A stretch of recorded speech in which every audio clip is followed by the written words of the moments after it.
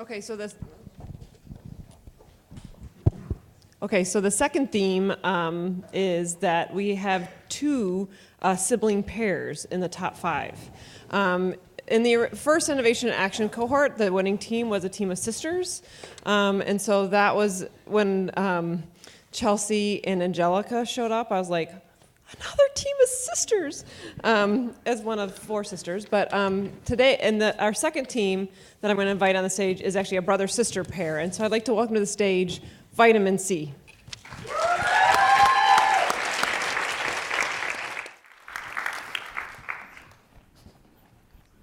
Good evening.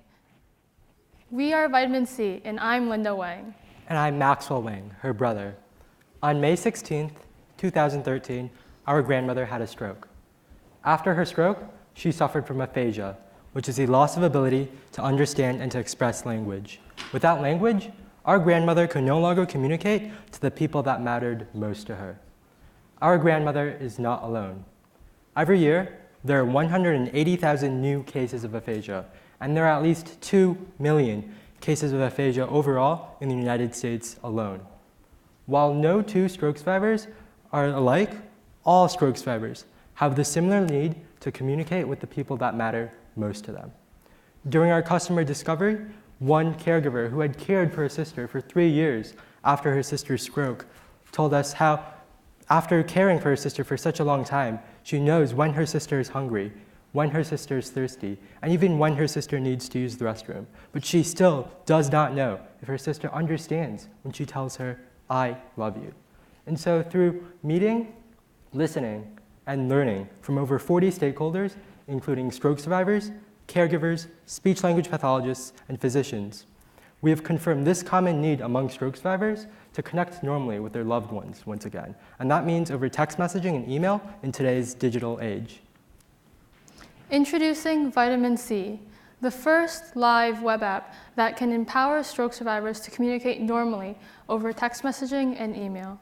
And through this communication, Vitamin C creates a space that addresses the both physical and emotional needs of stroke survivors. We're the only technology out there that does it all. A current technology would be speech therapy apps that help stroke survivors practice a specific speech therapy exercise. But these exercises do not directly translate into skills that the stroke survivor can use to communicate their needs. Another current technology is called augmentative and alternative communication, or AAC, that provides stroke survivors with a machine that will communicate basic physical needs for them. However, both stroke survivors and caregivers associate using AAC with losing hope that they will ever be able to communicate normally again. And so Vitamin C is the first technology that not only improves language, but also addresses stroke survivors' physical and emotional needs through empowering them to communicate via text message and email. With our speech-language pathologist clinical advisors at the University of Michigan Aphasia Program, we have already had tremendous feedback of Vitamin C with our 4 pilots, including 1 paid pilot with 8 stroke survivors who have collectively sent over 30 emails. Let's see how Jay, a stroke survivor and our paid pilot, uses Vitamin C. Jay would begin with the email template and choose a greeting to start off his email. To write the contents of his email, Jay can select pre-filled phrases or can choose one of the custom phrases that his speech-language pathologist has made for him. And since it's currently March Madness season and Jay's a huge Michigan basketball fan and excited for the upcoming games, his speech-language pathologist has added a few relevant phrases. Using these phrases, Jay can finish composing his email. These phrases will also be saved in his account for future use. After composing his email, Jay can select which contact he would like to send his email to. In this case, he would choose Maxwell. Maxwell will then receive the email from Jay, and this is what an email from Vitamin C would look like, just like any other email. Our email template is also accessible to all stroke survivors. For stroke survivors with limited motor skills, we have implemented an eye tracking software so they can use the email template as well. All 8 stroke survivors and all speech-language pathologists we have piloted with are excited to use Vitamin C because we meet stroke survivors' physical and emotional needs. Text messaging and email allows the friends and family members of stroke survivors to still feel that they are still the same person as they were before the stroke. So currently, stroke survivors pay upwards of $180 each week to work with a speech-language pathologist for 1 hour to improve their communication skills. However, they have little communication practice in between these weekly sessions. Vitamin C empowers them to practice communication in between these weekly sessions through our text messaging and email platform. Thus, during our paid pilot, we charge stroke survivors $140 every month for a subscription to our website and for clinical speech-language pathology aid support. We also plan to offer a basic plan for just $7 each month for just a subscription to our website.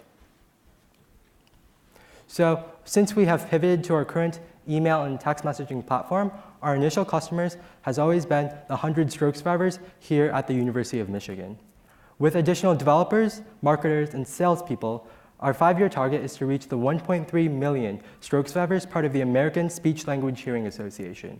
And our future market is the 7.9 million English-speaking people who have some sort of language deficit that see speech-language pathologists. And these include patients suffering from traumatic brain injuries, Parkinson's disease, ALS, and even dementia.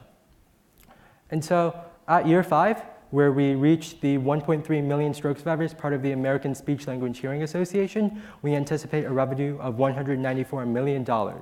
And that same year, we also anticipate a profit of $156 million.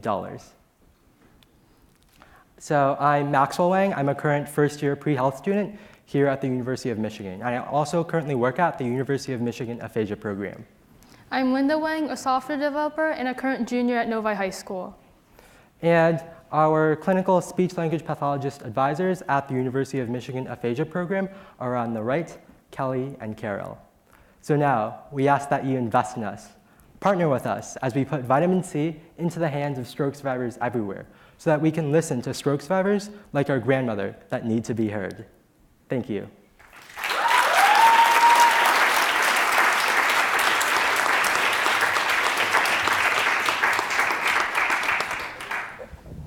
Great presentation, you guys. Well done, well thought out, well researched. Not sure I'm going to buy into all of the revenue and profit numbers yet, but that's not the important thing here. As I thought about it, and since we last talked, I'd like you to just walk me through again how proprietary the text and email format that you have, how proprietary is that? Because it seems to me that it's doable in other ways, or other groups can do that. And so, A, does it exist now? B, is it protectable going forward? Yeah, so to answer your question, right now I'm working with speech-language pathologists at the university hospital, and there's nothing like our email and text messaging template out on the market right now. And to address how we could protect our intellectual property, there are several, so for example, the speech therapy apps out there right now, they have protected their software. So we're probably going to file patents and protections in a similar matter. Just one other quick thing for me. As I think about it, there's the $140 a month model that gives access to the service component. Then there's the $7 component.